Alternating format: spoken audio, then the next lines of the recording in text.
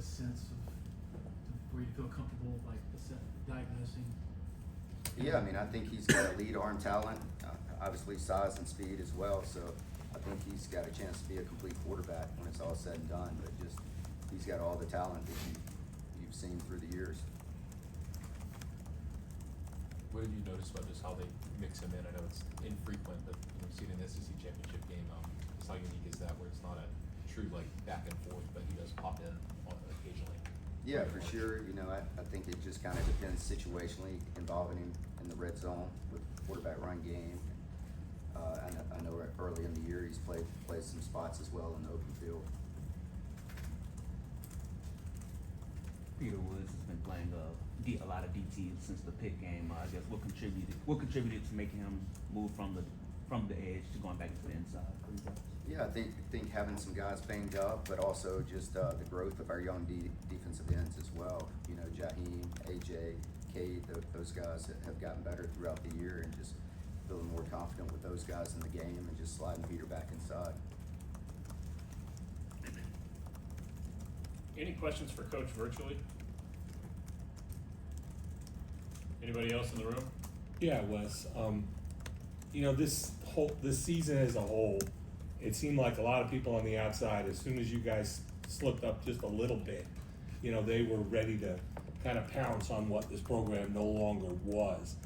The question, I know you guys don't pay attention to that, but how essential is it that Dabo's focus is, hey, you know what, we've got what we need here, in order to keep everyone, staffers, players, believing that, you know, you can still achieve what you want to achieve? Yeah, for sure. You know, he's always the most positive guy that I've probably ever been around, and just he's a big dreamer, visionary type leader. So he's been painting that picture since January. You know, once the season started. You know, and then losing in Atlanta, just the focus of getting back to Atlanta for 2 more times in the year, and heck, that's still a realistic dream, right? And just that belief, that windshield mentality. And our guys just buying in and believing as well, unshakable belief.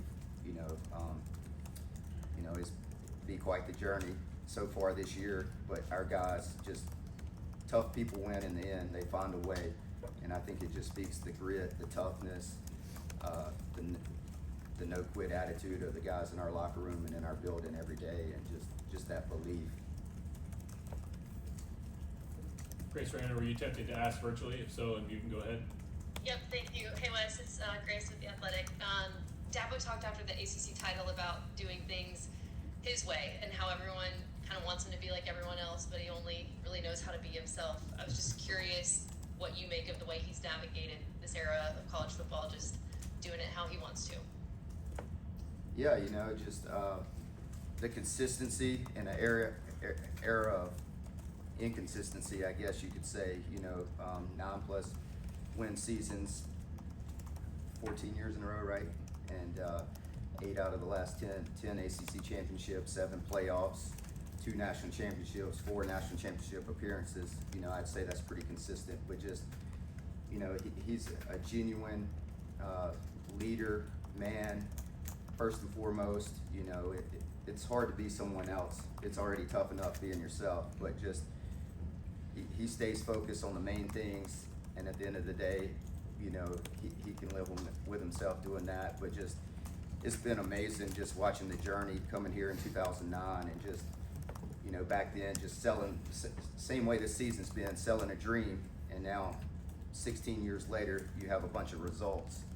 And at the end of the day, you know, it's not about a team, it's about a program in college football. And no one's done it better than him in this era, him and Nick Saban. But just the consistency every day that you get from him, you know, the positivity, the pouring into these young men, graduation rates. I mean, I think that gets left out in today's world, whatever that crazy statistic was about transfers in today's world, you know, still having a 99% graduation rate, and just all of that, developing great young men on and off the field, NFL draft picks, 100% career job placement once they're done here. And just no one's done it better over the past 16 years, and Clemson's set up and built to last in this era. Any other questions for Coach Goodwin? Going once, going twice? All right, thank you, Coach. Thank you. Thank you all. We'll be on